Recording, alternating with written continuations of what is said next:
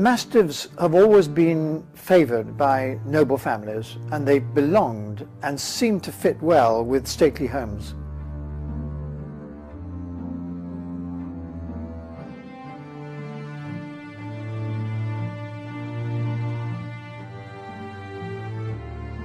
You can still see in some of them their kennels where they kept Mastiff dogs because they were considered noble. They had a statuesque grandeur and a magnanimous nature which some of the lesser types did not possess and demonstrate.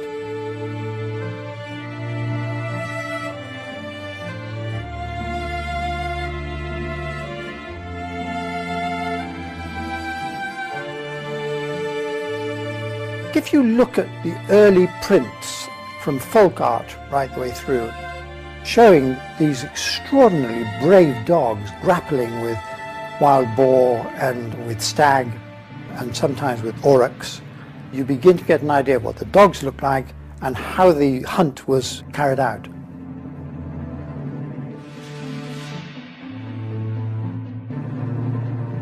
This was their role, to seize big game and either slow it down or hold it completely still until the mounted or dismounted hunters arrived to dispatch it.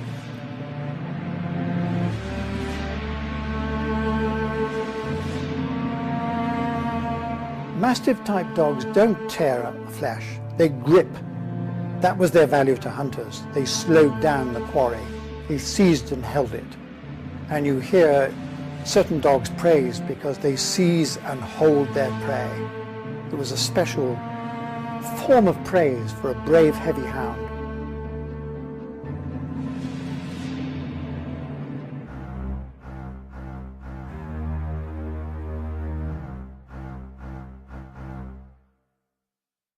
Before the invention of the firearm, big, strong, strapping, heavy hounds were of immense value to man.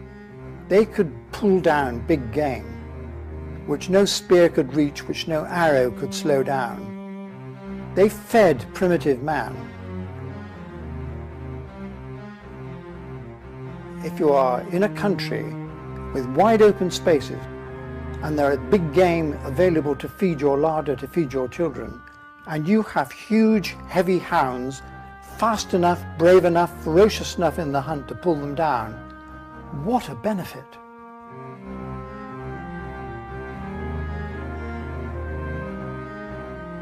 My own view is that, and because there are so many ancient records in the depiction of them, whether it's in pottery or on carvings and so on, a certain type of dog can be identified. I think 2000 BC is the earliest that these sort of artifacts have been found. And it has been in what used to be called Sumeria and Mesopotamia and that part of the world. According to the artifacts from Sumeria and the things that they bequeathed to us, candle holders, carvings on statues and so on, right through to the Assyrian dogs portrayed in the hunting field, Assurbanipal's hounds, show that there was a type of dog like that and valued even in those days. We see these images and these friezes or reliefs during the Nineveh periods clearly show a Mastiff type head that could even show up in today's modern dog show and probably win points.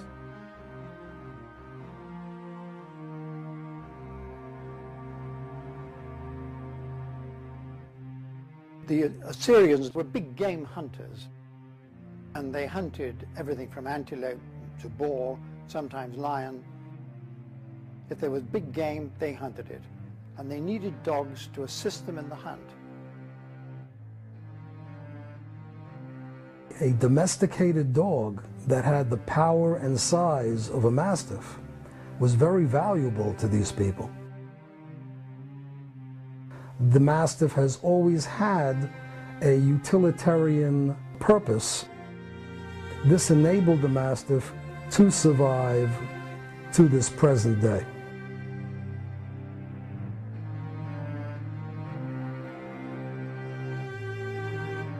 The Assyrians learned a great deal from the Sumerians. The Sumerians are widely believed now to have invented the wheel. And the Sumerians have this strong link with steppe people and the Hyrcanians in particular, who come from just south of the Caspian Sea. And remember, Alexander the Great called the Caspian Sea the Hyrcanian Sea. If you then go on to the writings of the ancient Greeks, they refer to the Indian, in inverted commas, dog, because India wasn't the country of today, it was the Far East. And they also mention the Hyrcanian dog as being striped like a tiger and being used for boar hunting. The description of that dog by the ancient Greeks is the nearest you get to a hunting mastiff as used subsequently in Europe. But I don't think it's correct to link it with the Molossian dog. The Molossians, who lived in Epirus, which is just across on mainland Greece from Corfu, they had two sorts of dogs, a huge flock guardian, rather like the Maremma or the Kuvash, and a huge hound, which later became called the Suliot dog, and was used by German regiments, rather as the Irish Guards used the Irish wolfhound. I think it's very unwise to link directly modern breeds of dog with ancient types of dog. But the ancient types of dog were perpetuated.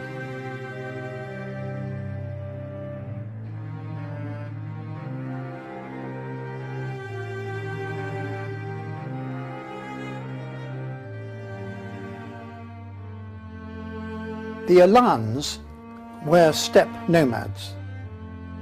Their mastery of the horse led them to being utilized by the Romans as cavalry.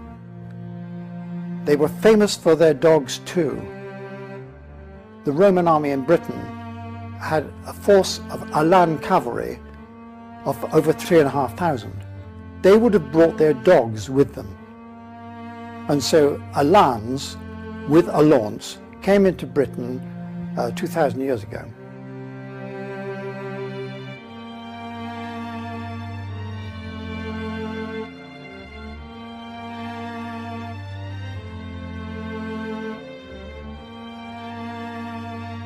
When dogs come into a country, and those dogs are admired, they are coveted and they are bred from. That is the Alaunt legacy which we have with us today.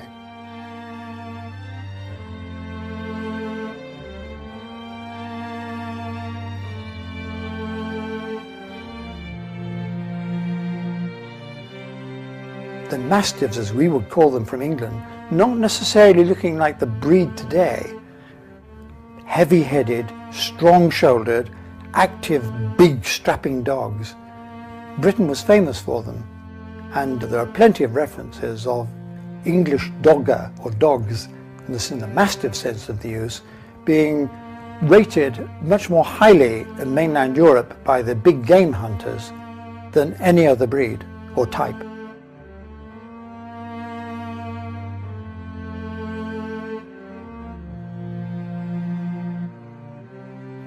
In Old English, nomenclature matters. Dogger, D-O-C-G-A, meant a Mastiff type dog. And that has lived on in like the Deutsche Dogger, the German Mastiff. Dog de Bordeaux, Dogo Argentina. You can see how that name has gone on. And then the Saxons arrived, the word Bandogger or Bandog was used. It was not to indicate a tied-up dog, a dog that was banded. It was indicated a dog that was leashed in the hunt and only let free to pull down the game at a certain stage. And there are records of several hundred band dogs being released in the hunt. So it's hardly an indication of a yard dog.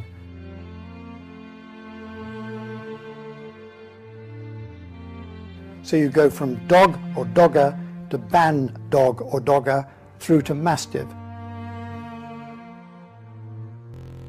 When men wanted dogs before, whether they were dogs in what we now call the shooting field, they had to have a certain type to them. Setters had to be able to stand still and indicate unseen game. pointers the same. Spaniels had to be able to not just flush game, but find it, bring it back. So a definite type came, and breeds became refinements of that type. The modern group of Mastiffs came because man needed a big game hunter, a dog to pull down game. And so what it gave to the breeds that bear the Mastiff name in their title is a dog that could hold and grip and hold fast. Some of the early hunting Mastiffs were called holdfast, and the grip was famous. One of the difficulties of talking about breeds nowadays, there were no dog breeds before the middle of the 19th century. People bred good dog to good dog.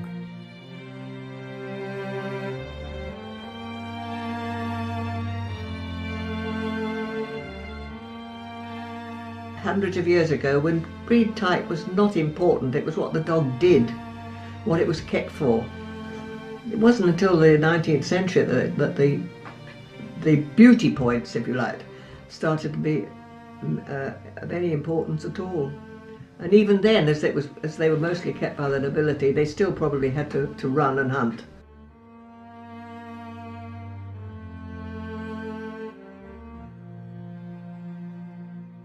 I think hunting decided their form. Now, those dogs had to have immense determination, immense courage, immense perseverance. And once they had gripped this animal, no matter what the animal did to them, whether it was a stag's horns, the fearsome side tusks of a wild boar, they had to hang on, and often gave their lives in that hanging on. That meant they had to be strong-necked, strong-headed, substantial dogs physically, but immensely agile and athletic. If they were slow, if they were not agile, they were killed. Therefore, they couldn't be bred from.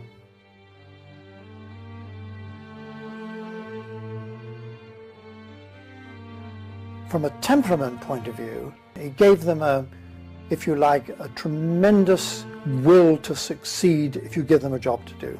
And if you like, that's a form of faithfulness.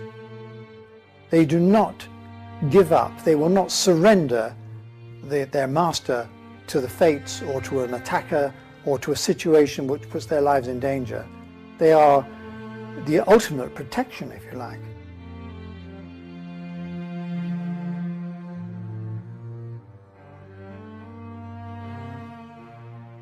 In medieval times, entertainment with dogs and wild animals was a sad feature of the culture of that time, if you can call it culture.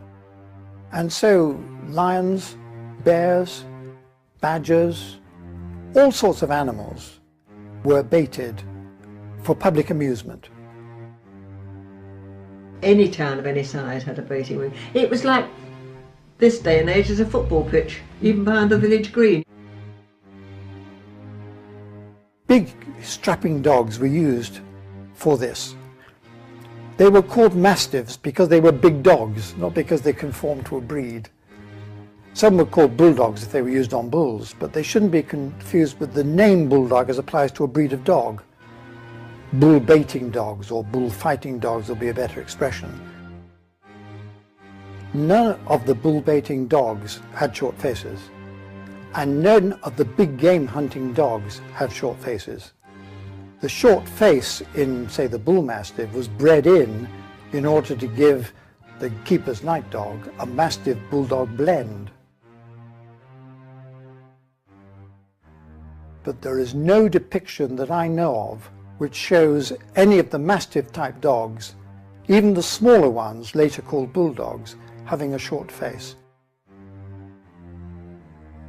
Bull baiting came to an end because of the sickening scenes that were seen all over Britain by people calling themselves dog owners or dog breeders. They weren't, they were just vicious pursuers of brutal sports. Mastiffs, I don't think, would have been any good in baiting spectacles, because there's no fun in going along and watching a brave dog, despite every horn, hoof, or whatever came near it, teeth, hanging on to the ear of a bear or the ear of a boar or even the side of a lion. These people who went to these awful spectacles wanted gore, and gore comes from slashing and tearing jaws, which a Mastiff does not have.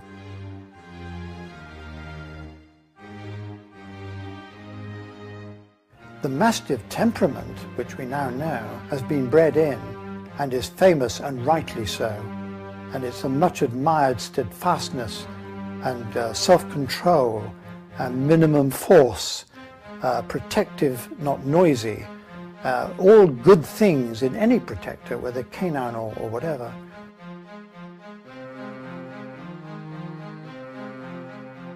If you look at the Mastiff breeds, and there's a commonality amongst the different breeds, they have often the same temperament and approach to life, whether they're smaller or whatever.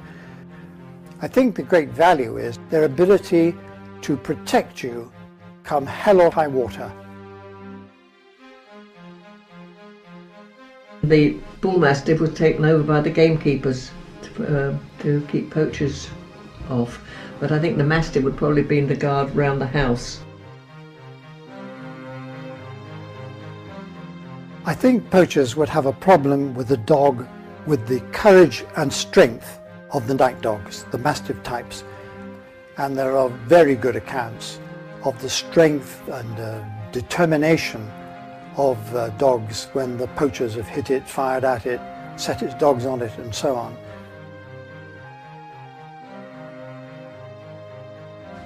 These people had about 10 or 11-month-old Mastiff dog, and they went out and left it. And it was a friendly, happy thing.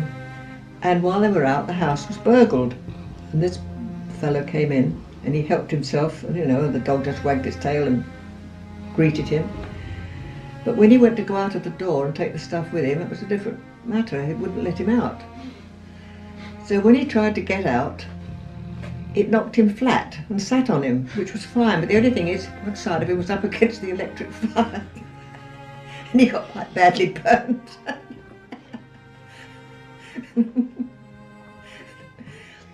Sorry about that.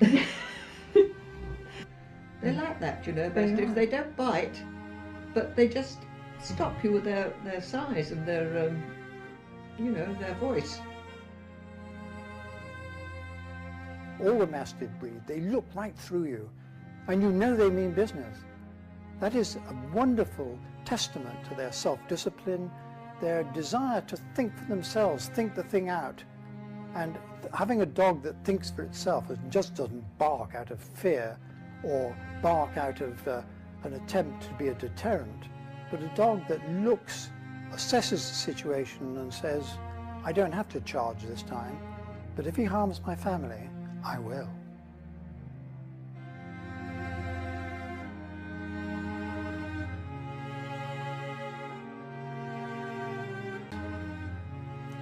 Wonderful presence, not just because of their size, although the grandeur of a big dog is undeniable.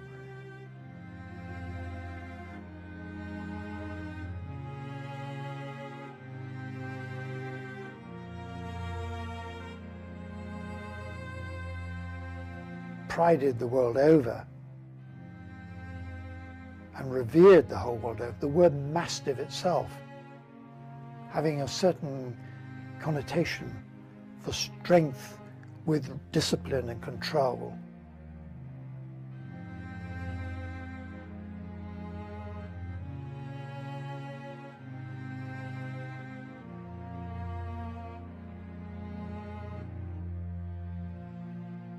If you go to the noble houses of Britain, you can find records of there being Mastiffs on the premises. Whether they're Mastiffs at Chatsworth or at Lime Hall or indeed Nostell Priory, probably at 20, 30 stately homes. I think too though it would be wrong to think that they were the modern breed of Mastiff.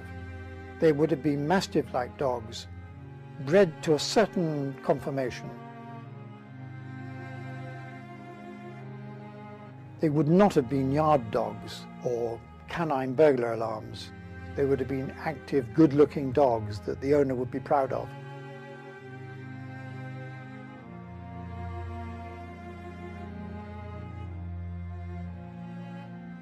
We must think of the Mastiff, if we relate honestly to its heritage, as a heavy hound, a big, strong, strapping hound. And the first chapter of The Master of Game, one of the earliest books on hunting, one of the first lines is, "A Mastiff is a manner of hound."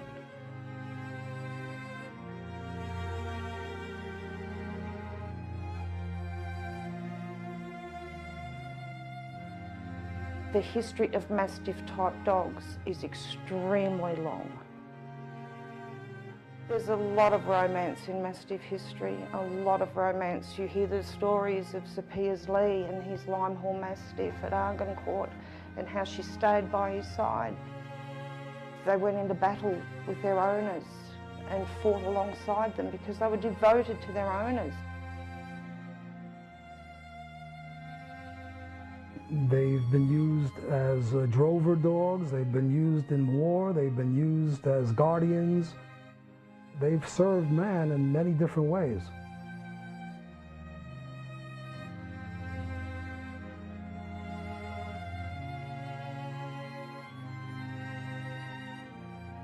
They're a giant breed of dog that have so much power and grandeur, and yet their sole purpose in life seems to be that they want to please their owner, to be with their owner, to do everything that they can to make the owner feel protected and comfortable.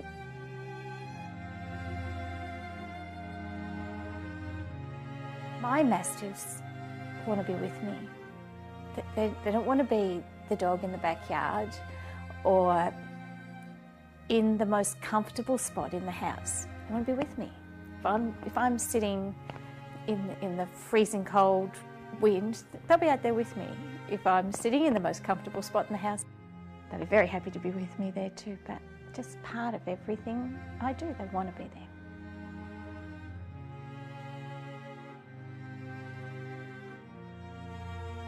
You walk around your own home and your Mastiff is there, it's behind you, it's sitting next to you, it's laying on your feet, it has its head on your lap. When you look into a Mastiff's eyes, you see the unconditional love, and you do see into their soul, and it's gentle and it's caring and it's kind.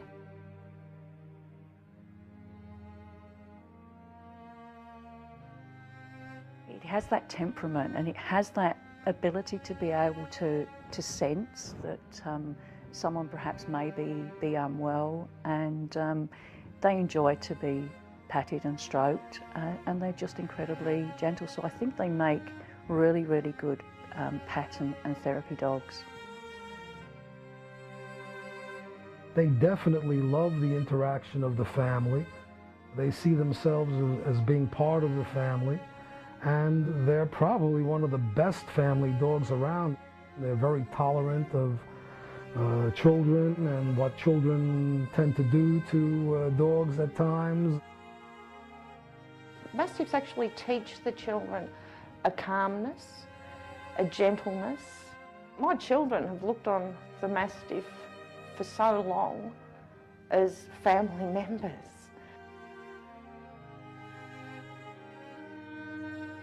They seem to relate to the dogs.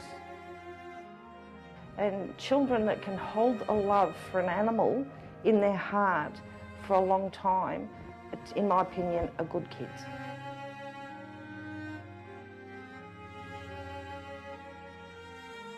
I think my children learned that when they're around Mastiffs, they should always have a slobber cloth nearby.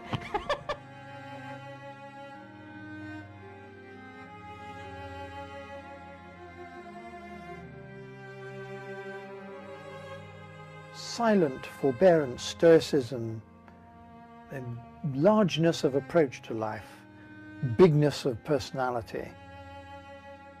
This is what I admire about them. The soul of the Mastiff is such that one moment, you know, they will defend their owner until the death. and then they will go home and play with the owner's children with a gentleness that has been written about for centuries.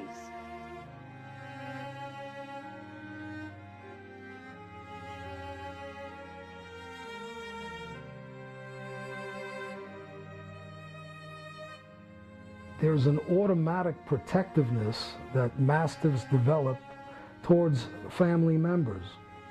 They stay very close to the house. They are extremely protective of young children. A Mastiff will protect its owner without training, without aggression. They don't need to be aggressive. When you hear a big male Mastiff bark, on hearing that, anybody who continued to attempt to break into a house, in my opinion, would be a fool. But having said that, a Mastiff isn't an aggressive breed. If somebody did break into the house, they're not going to attack them, but they're not going to allow them to leave. They will keep them there until the owners return.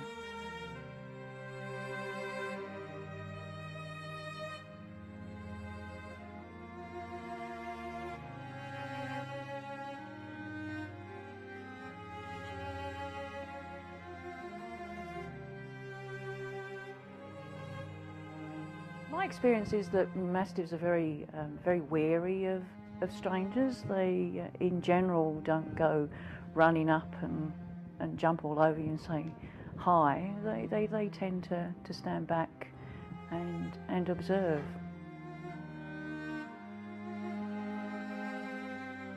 Mastiffs use a certain amount of reason and intellect before they react. They're not attack dogs. They're not used for that. They know property boundaries. Many Mastiffs don't even have fences on their properties, and they know exactly where the boundaries lie.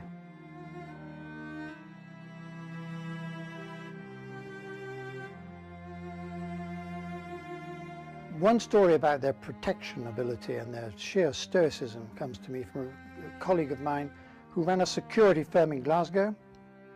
And one day he was talking to an old lady who lived on the edge of a big housing estate where drugs were rife. And when they were desperate for money to buy drugs, the druggies would kick in her door, and she was terrified.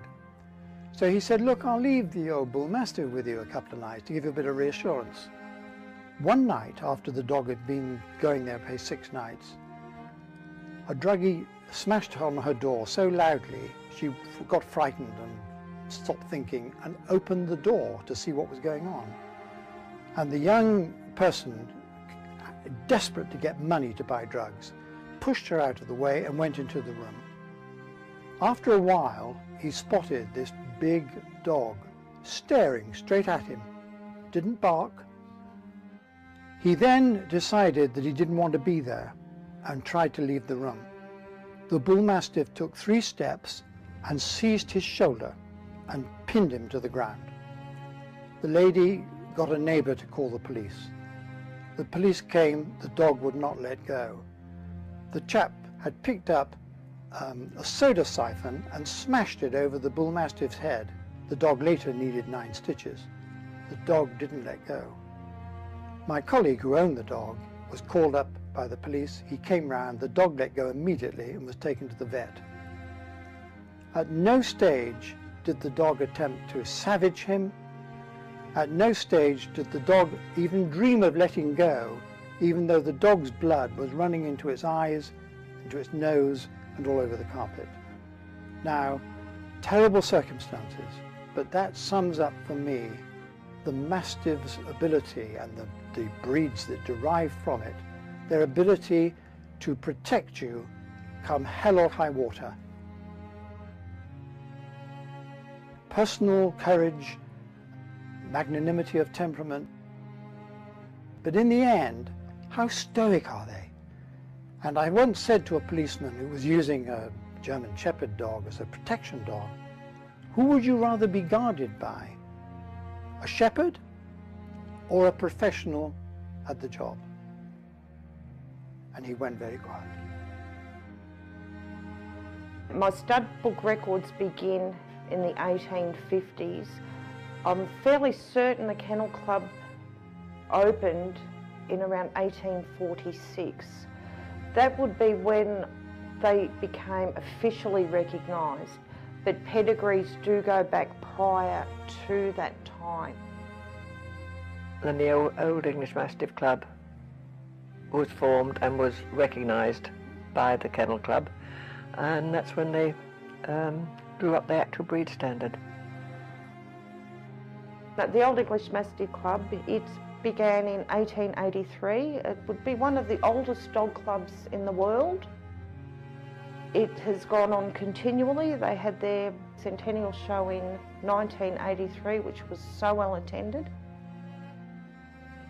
The Old English Mastiff Club, in my opinion, and as far as I know, would have the most valuable collection of trophies, and to see them is just quite stunning.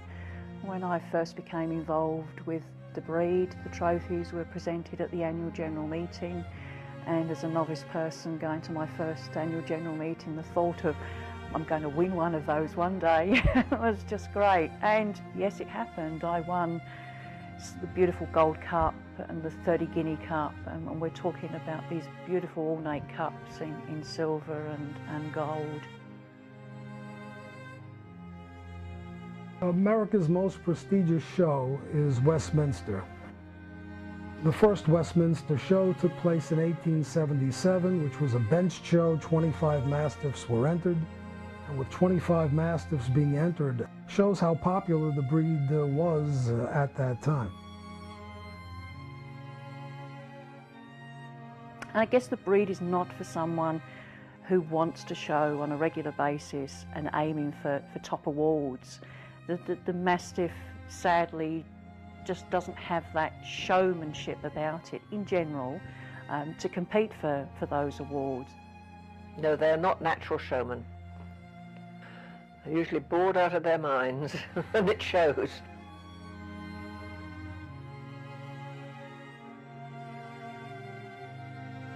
If you've got a showman in the breed, something that stands up and sparkles, it's such a benefit.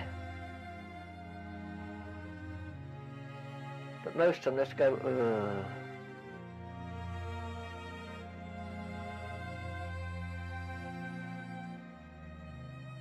The Mastiff must be able to move in a powerful way.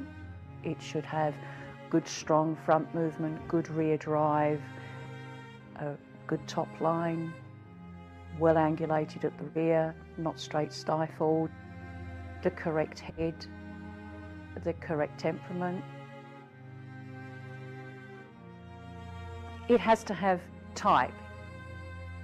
You have to be able to say that that is a Mastiff and not scratch your head and wonder what breed it is, or hang on, maybe is that a Bull Mastiff? It has to strike you as being a Mastiff.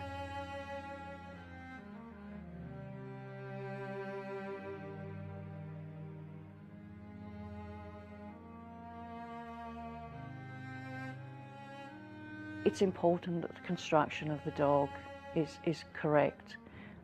In my opinion, poorly constructed animals pass that through generation after generation.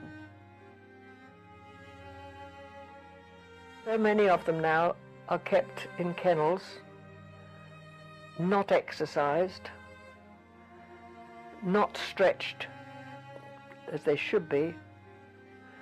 If you get a kennel that has plenty of space for them to exercise, owners that take them for decent, proper long walks,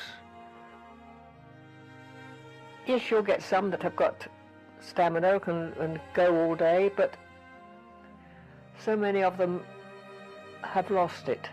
They've lost that ability.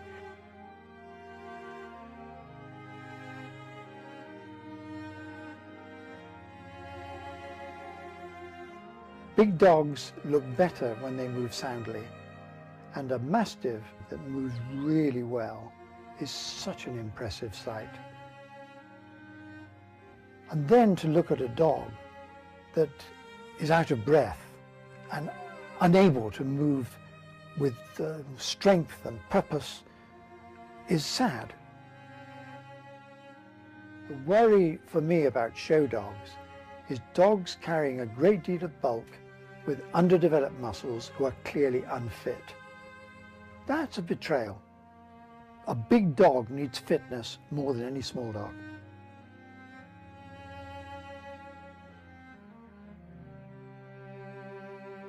The pursuit of great bone and the commenting on it in show critiques of great bone, massive bone, is not wise. Nature's clever at providing the bone any animal needs for it to move correctly. Massive bone is of no help, because if you cut through the leg bones of any animal, they're all hollow in the middle. And so if they're too hollow in the middle and they've got great weight, they're not giving you strength anyway. If you look at racehorse owners, they don't pursue massive bone, they pursue strong, flat bone. And I can't see why a dog that's required to be a hound or a hound type, respecting its ancestry, should need or benefit from massive bone. Good muscularity, yes, but not massive bone.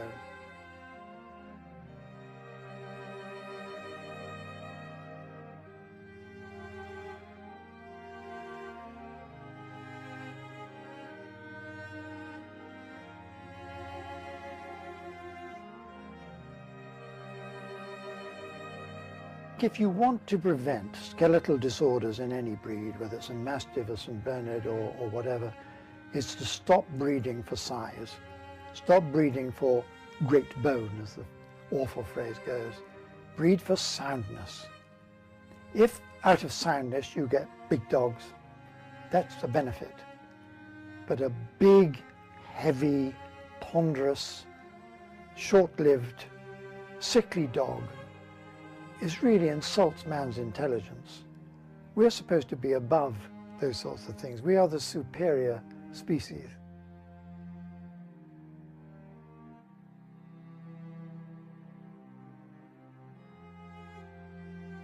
But if you only breed to win, if you only breed because you want your dog to be heavier than the next guy's, or you want to show off your dogs because of their size, not because of their capability, there's something seriously wrong there in the logic of what you're doing.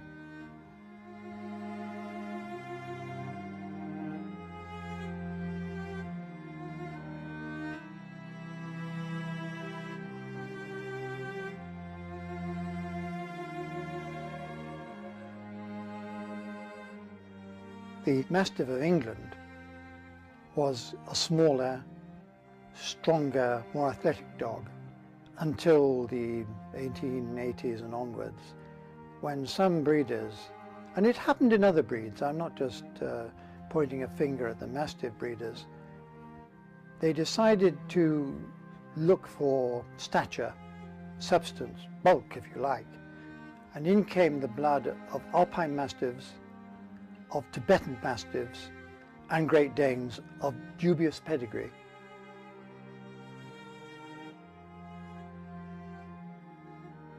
And certainly in 2 world wars, the Mastiffs in England have suffered enormously in numbers and needed outcrosses and infusions of blood from abroad to recreate the breed, if you like. There were only 2 Mastiffs left in England after the war. The end of the First World War, again, that had the Mastiff on the verge of extinction then.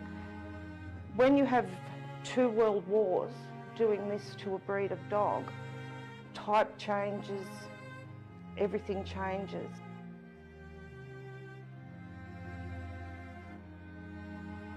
A lot of the dogs through the wars were sent from England to America to save them, because people couldn't afford to feed them while the wars were on, and many, many dogs were put to sleep simply because there wasn't enough food.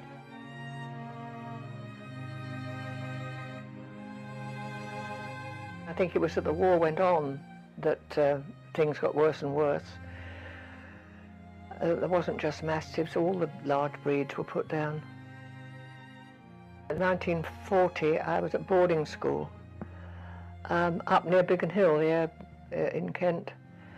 And my parents used to come at the weekends to take me out on a Sunday afternoon, and I can remember we were walking somewhere in the country and we went into this field, and before us there was this enormous, mountainous pile of dead dogs. I'm sorry, I can still remember it. And that's what happened to them.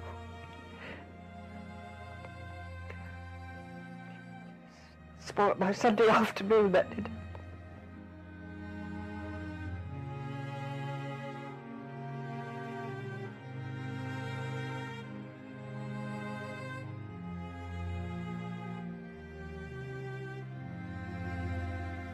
The ones that were lucky enough, that were owned by people wealthy enough, that were sent to America, it was those bloodlines that came back after the war and helped re-establish the Mastiff in England.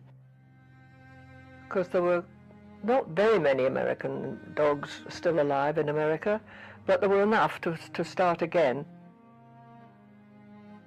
Animals of that size, whatever they're dogs or whatever else, they suffer unless they're part of the agricultural scene.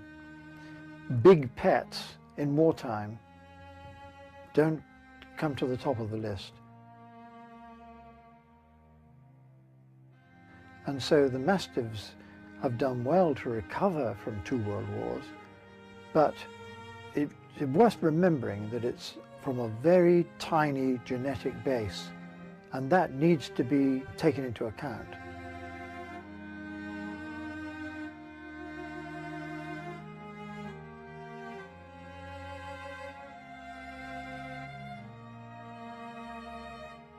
It's quite interesting to go to a Bull Mastiff show and then go to a Mastiff show and see the smaller elements of the Mastiff and the shorter faced Mastiffs being almost possible entrants in the Bull Mastiff ring. And I think the Bull and Mastiff was so favoured, not just by gamekeepers, but by certain breeders like Leadbitter in Britain, that bull head often crops up. But to me, looking from the outside, looking in at the breed, it is not a real Mastiff head. The Mastiff head is, in all the depictions I've seen, is not a bull head. It doesn't have any sign of the bulldog head, the more brachycephalic head. And I think it's a pity when you see blocky-headed dogs being rewarded and becoming champions. The furrowed dog, the wrinkled dog, it almost to me hints of bloodhound blood coming through. I don't object to that, but if you want type, you have to assure yourself that the type is really what you want in the breed. And when the bloodhound blood comes through, or indeed the Alpine Mastiff blood comes through, are you losing type? What should we be breeding back for if we love our Mastiffs? And the head is often the key to this, because it's the most easily spotted feature when variations come in.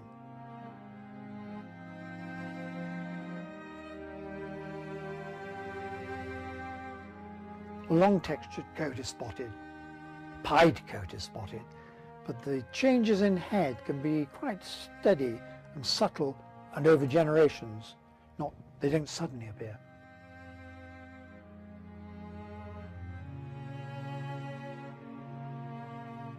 However careful a kennel is, and however much they decry heavy-coated ones, unless they're very lucky, they'll get the odd one cropping up. Whereas ones they throw back even further, like the pieds, are probably, rare, but the heavy-coated ones of the St Bernards are too close up to the present day to avoid altogether. So we're going to get them in any line. Genes act in a random way, never in a mathematical way. And although you may not want to have the longer coat, you can breed that out. But when you have a colour coming through that is not standard or would be called by Kennel Club registration departments as non-standard, I think that's not actually historically accurate. There is plenty of piebald and white colour in the Mastiff gene pool and in the Bulldog gene pool. And if you look at the portrayals of Mastiffs by Birk and Gilpin and so on, they're mainly white, the Mastiffs.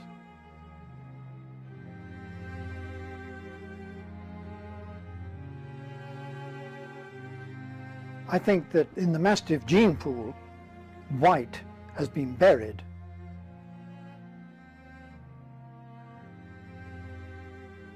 And in my view, directly you start restricting the colours in a breed, you're restricting the gene pool, you're not recognising things which crop up, not by freak, but because they're in the gene pool.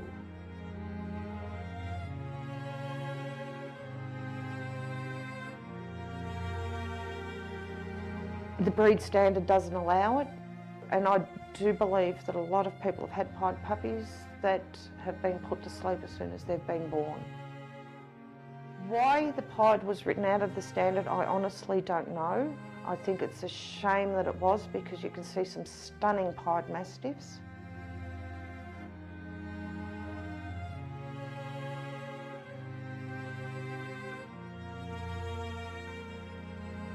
A famous bloodhound breeder found a white pup in the litter, and he put it in the bucket.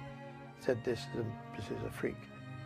When he knew more about his business later on, he realised that white had always been in bloodhounds, although it was extraordinarily rare that it manifested itself, and he had put to death a source of genetic diversity which should have been welcomed in that breed, and he later wrote that he regretted it all his life.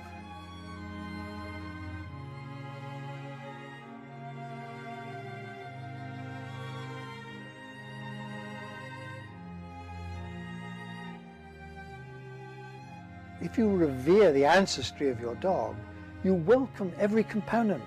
You can't exclude some components, and you'd be very foolish to from the gene pool, because it's a sign that old diversity is working its way through, and that's a sign of strength, not something to be falsely accused of the result of crossbreeding or impurity or anything else. It is Mastiff purity.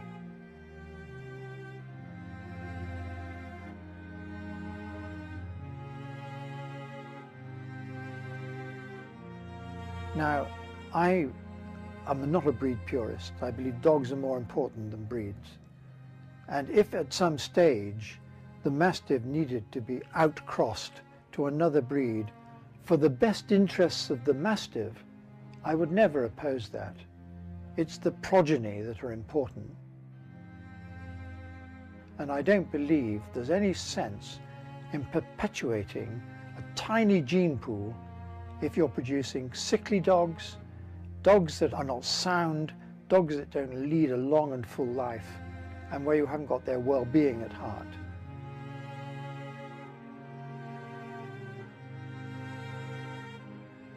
They have changed quite a lot of the physical conformation. Whether they've changed the character of the breed, I doubt, because that's harder.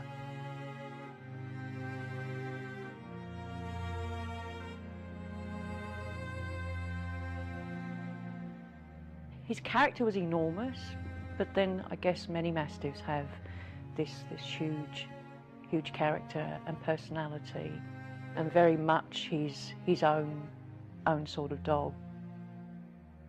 Bear got a lot of his personality and his temperament from his father, Max, and I feel that Bear has passed that down to his own offspring.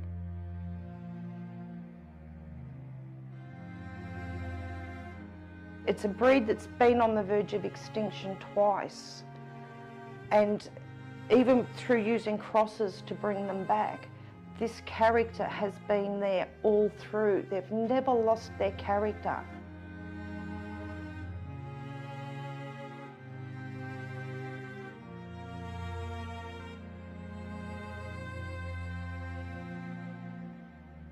He really enjoyed living here, where he could roam around and patrol his little boundaries, and would go off and visit Prince, the Clydesdale, and have a little chat through the fence. Very much loved the couch, and if he could get on that bed with head on the pillow, then he certainly would. Was just a wonderful character, and was lovely to have spent the time with him. Well, nobody could understand if they haven't lived with a Mastiff just how well protected and loved and comfortable you are with your Mastiffs.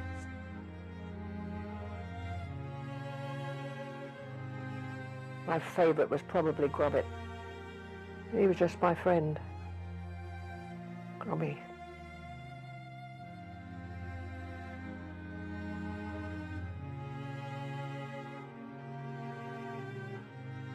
Dozer he was the most beautiful Mastiff, was the most gentle nature, a love of life, a love of people.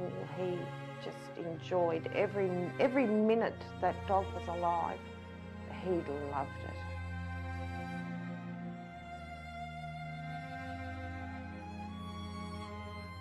He was something else.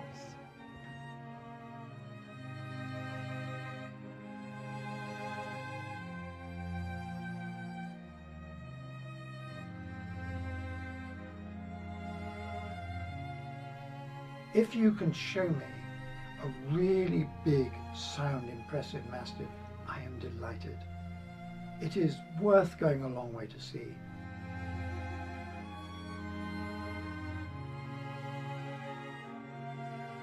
They are very devoted, they are great companions, and they certainly always want to be with the people that they love most.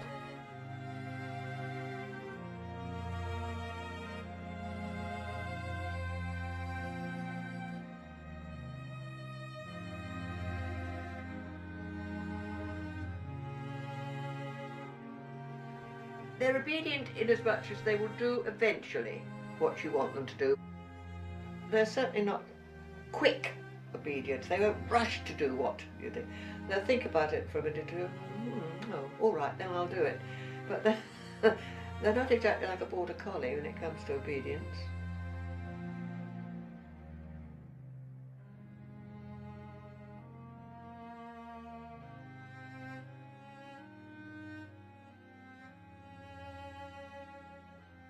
They're the most well-behaved, gentle souls that you could ever have living in your house. The only thing you really have to be careful of is tripping over them, because they're always under your feet.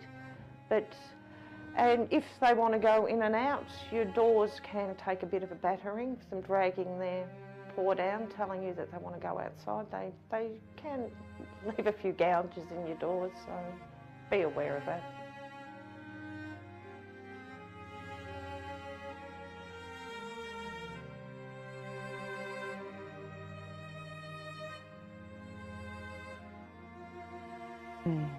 Mastiffs obedient dogs. They can be. They do like to please. Rebel has this terrible trait of he gives it away when he's being naughty, because the naughtier he is, the faster his tail wags.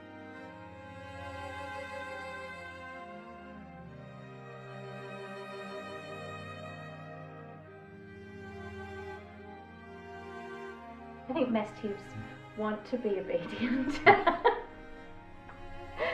And most of the time they try really hard. But sometimes it just sort of gets the better of them and they just push the boundaries a little bit. I have to learn not to let the dogs get away with things, because they do challenge me all the time. But that's probably my fault more than theirs.